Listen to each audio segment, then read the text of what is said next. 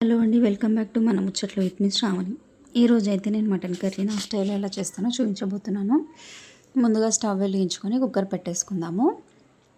ఇప్పుడు కొద్దిగా ఆయిల్ వేసేసుకుందాము. నేనైతే 1/2 kg మటన్కి తగ్గట్టు అన్నీ వేసుకున్నానండి. మీరు తీసుకునే మటన్ క్వాంటిటీని బట్టి అన్నీ వేసుకోండి. అలాగే ఒక 3 మీడియం సైజ్ ఆనియన్స్ అండ్ 4-5 పచ్చిమిర్చి అండ్ కొద్దిగా కరివేపాకు ఆయిల్లో వేసేసుకున్నాను. చూడండి, ఆనియన్స్ అనేది ఇలా సన్నగా తరుక్కుంటేనే గ్రేవీ అనేది బాగా వస్తుంది. ఇలా కొద్దిగా గోల్డెన్ బ్రౌన్ అయ్యాక 1.5 spoon ginger garlic paste and 2 spoons of పసుపు వేసి అది పచ్చివాసన పోయే వరకు ఆయిల్లో ఫ్రై చేసుకుందామండి. చూడండి, పచ్చివాసన పోయి ఆయిల్లో ఫ్రై అయితేనే బాగుంటుంది. చూడండి, ఆయిల్లో పైకి వచ్చేసింది.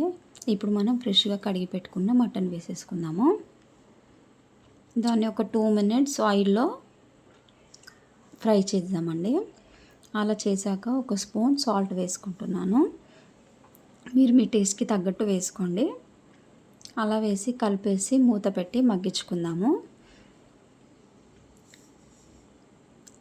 చూడండి, మగ్గి ఆయిల్ అంతా పైకి వచ్చేస్తుంది. పర్ఫెక్ట్గా అయినట్టు. ఇప్పుడు టొమాటోస్ వేసుకుందామండి. నేను ఒక 3 మీడియం సైజ్ టొమాటోస్ని ఇలా సన్నగా చాప్ చేసుకున్నాను. చెప్పాను కదండి, ఆనియన్స్ కానీ టొమాటోస్ కానీ ఏ కర్రీలోకైనా గ్రేవీ చేసుకోవాలనుకున్నప్పుడు ఇలా సన్నగా తరుక్కుంటే గ్రేవీ అనేది బాగా వస్తుందన్నమాట. ఇప్పుడు అది కూడా మూత పెట్టేసి మధ్యలో కలుపుకుంటూ టొమాటోస్ అన్నీ మెత్తగా ఉడికే వరకు మగ్గించుకుందామండి. చూడండి, టొమాటోస్లోంచి వాటర్ వచ్చి మంచిగా మగ్గుతుంది. ఇప్పుడు ఆయిల్ అనేది పైకి వచ్చి టొమాటోస్ అన్నీ మగ్గిపోయాయండి. ఈ టైంలో కారం వేసుకుందాము. నేను ఒక 2 స్పూన్స్ కారం వేసుకుంటున్నాను. కారం వేసుకొని కలిపేద్దాము. ఈ కారం వేసాక మనము మూత పెట్టి మగ్గించుకోదండి. మూత పెడితే అడగంటే ఛాన్సెస్ ఉంటాయి. అందుకని మూత పెట్టకుండా కారం పీసెస్కి పట్టే వరకు చూడండి, ఆయిల్ కూడా పైకి వచ్చేసింది, కారం కూడా పీసెస్కి పట్టింది. ఈ టైంలో మనం వాటర్ వేసుకుందామండి. మీరు మీ గ్రేవీ కన్సిస్టెన్సీని బట్టి వాటర్ యాడ్ చేసుకోవచ్చు. అలా చేసుకొని ఇప్పుడు సాల్ట్ ఒకసారి చెక్ చేసేసుకొని సరిపోయిందో లేదని ఇప్పుడు అడ్జస్ట్ చేసుకోండి. నాకు సరిపోలేదు కాబట్టి మళ్ళీ వేసాను. అలా వేసి కుక్కర్ మూత పెట్టి ఒక 5 to 6 విజిల్స్ రానిద్దాం. ఈ లోపల మనం మసాలా చేసుకుందామండి.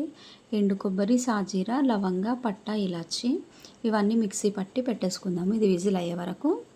చూడండి, ఇప్పుడు విజిల్ అయ్యింది. మటన్ అంతా మంచిగా కుక్ అయిపోయింది. ఆయిల్ కూడా పైకి వచ్చేసింది. ఇప్పుడు మనం మళ్ళీ స్టవ్ వెలిగించుకొని ముందుగా మనము పౌడర్ చేసి పెట్టుకున్న మసాలా అండ్ ఒక స్పూన్ ధనియాల పొడి, అలాగే సన్నగా తరుక్కున్న కొత్తిమీర అండ్ చిన్న మెంతం వేస్తున్నానండి. మటన్లో చిన్న మెంతం వేయడం వల్ల ఫ్లేవర్ అనేది బాగుంటుంది. మీరు కూడా ట్రై చేయండి. అలా వేసి కలిపేసేయండి. మీకు ఈ కన్సిస్టెన్సీలో చాలనుకుంటే మీరు ఆఫ్ చేసేసుకోవచ్చు. లేదు ఇంకా చిక్కగా కావాలంటే కొద్దిసేపు కూడా పెట్టుకోవచ్చు అండి. అంతే, మన టేస్టీ అయిన మటన్ కర్రీ రెడీ అయిపోతుంది. ఈ రెసిపీ కనుక మీకు నచ్చినట్టయితే మీరు కూడా ట్రై చేసి కమెంట్స్లో ఎలా ఉందో చెప్పండి.